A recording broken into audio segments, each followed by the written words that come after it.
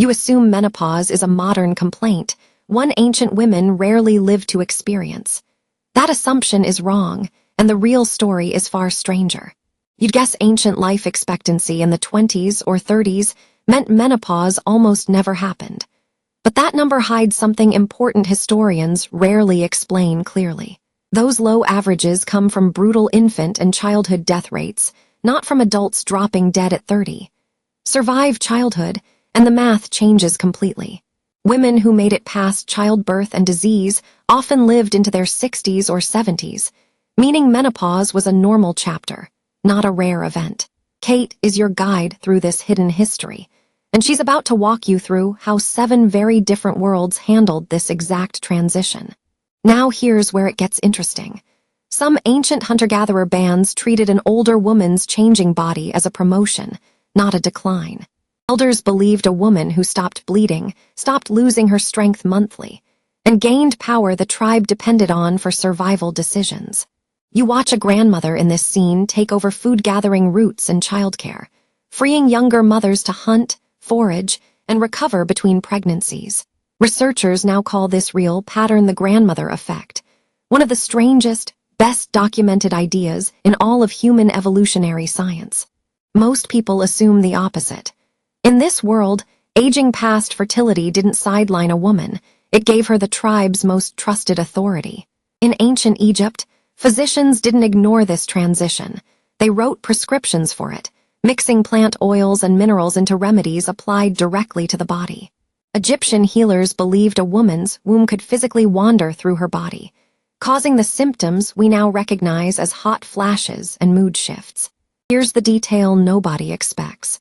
The Kahun Gynaecological Papyrus, written around 1800 BCE, contains some of the oldest surviving writing about this life stage. But that's not the wild part. Egyptian remedies included burning specific incense under the body, believing smoke could coax a wandering womb back into place. In ancient Greece, physicians inherited this wandering womb theory and expanded it into an entire medical framework built on 4 bodily fluids. Greek doctors believed menopause happened when a woman's body ran short on blood, which they linked to declining warmth, moisture, and vitality overall. Turns out, the truth is even stranger. Aristotle wrote that this transition marked roughly age 40, a number startlingly close to modern medical estimates. You sit across from a Greek physician, confidently explaining your future using 4 fluids, and you realize confident doesn't always mean correct. Rome inherited Greek medicine, but added its own twist, thanks largely to one physician whose writings survived nearly 2,000 years intact. Soranus of Ephesus, a Roman-era gynecologist, described this transition directly, suggesting exercise, diet changes, and warm baths eased physical discomfort during it. Here's the part historians still argue about. Soranus believed women who exercised heavily might delay this transition by years compared to sedentary women. Roman women without private physicians relied on midwives instead, women who quietly passed down remedies no formal medical text ever bothered to record. Now consider what this really meant.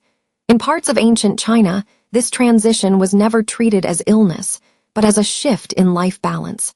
Traditional Chinese medicine framed it as a natural decline in yin energy, treated with herbs meant to restore cooling balance to the body. Now here's the twist most people never hear.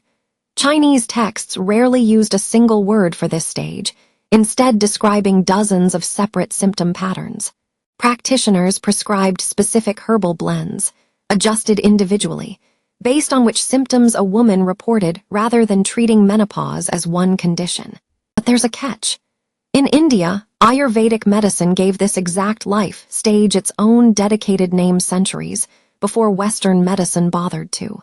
Ayurveda called it Rajonivritti, treating it as a natural shift between life stages, managed through diet, herbs, and specific daily routines. This is where the story splits. Some Native American communities marked this transition with elevated status rather than medical concern or quiet embarrassment. Certain tribes recognized grandmother societies, where post-fertile women held ceremonial authority over healing knowledge, tribal decisions, and spiritual guidance passed down for generations. Think about surviving that, night after night, as a young woman watching elder women gain influence precisely when their bodies stopped bleeding monthly. And once you know this, everything else makes more sense. Across cultures, older women without children to nurse became free for larger tribal responsibility. Somewhere along the way, someone figured this out first, though historians still debate exactly which culture reached this realization earliest and independently. Now consider the biggest surprise this entire video has been building toward, something modern evolutionary biologists only confirmed within the last few decades. Menopause is astonishingly rare across the animal kingdom, appearing in humans and almost nowhere else, except a small handful of whale species. Killer whales, or orcas, are one of the only other animals known to experience menopause, living decades past their final pregnancy, just like human grandmothers. Scientists studying orca pods found something remarkable. Post-menopausal females led their pods, using decades of memory to guide others toward food during shortages. This is the twist. Menopause may not be a glitch at all, but a strategy shared by only a couple of highly social mammals. Not every culture treated this stage kindly, though. Centuries later, Victorian-era doctors reversed course entirely, labeling this same transition a dangerous nervous disorder called hysteria. Some Victorian physicians performed unnecessary surgeries on healthy women, believing removing organs could cure symptoms we now know were simply hormonal and temporary. Kate looks back across every civilization you've just walked through, from grandmother hunting bands to orca pods steering their families through open ocean. The pattern was always the same story wearing different clothing. Societies flourished when they treated this transition as wisdom arriving, not decline setting in. You clicked on this because you had to know how ancient women actually handled it, and the real answer was never decline, it was authority.